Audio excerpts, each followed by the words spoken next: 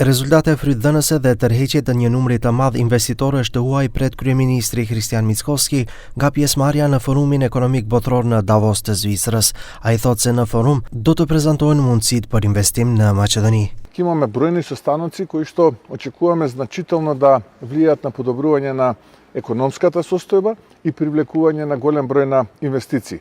Forumi në qendrën timërore zvicerane që këtë vit mbahet nën moton në frymën e dialogut numëron rreth 3000 pjesëmarrës, përfshirë 65 krerë të shteteve dhe qeverive, si dhe më shumë se 850 drejtorë ekzekutiv të kompanive më të mëdha botrore. Në panel diskutimet lidhur me zhvillimin e qëndrueshëm, ku do të marrë pjesë delegacioni i Maqedonisë, do të prezantohen planet strategjike për transformimin energjetik dhe lidhjen infrastrukturore të rajonit.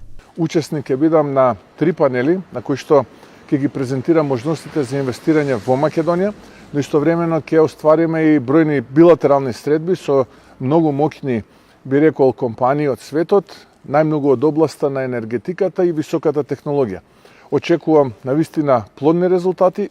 Sipas njoftimeve nga kabineti qeveritar, në agent janë takime bilaterale me përfaqësues të korporatave kryesore botrore dhe institucioneve financiare. Përfshihet edhe pjesëmarrje në sesione të mbyllura për lider, si dhe në debate publike për inteligjencën artificiale, energjetikën dhe rrugët e reja për rritje ekonomike në Evropë. Takimi vjetor në Davos zhvillohet në hijen e synimeve të presidentit amerikan Donald Trump për të marrë nën kontroll Grenlandën. Vendimet që do të merren në Davos pritet të jenë kyç për lëvizjet e tregjeve, investimet dhe rritjen globale ekonomike gjatë këtij viti.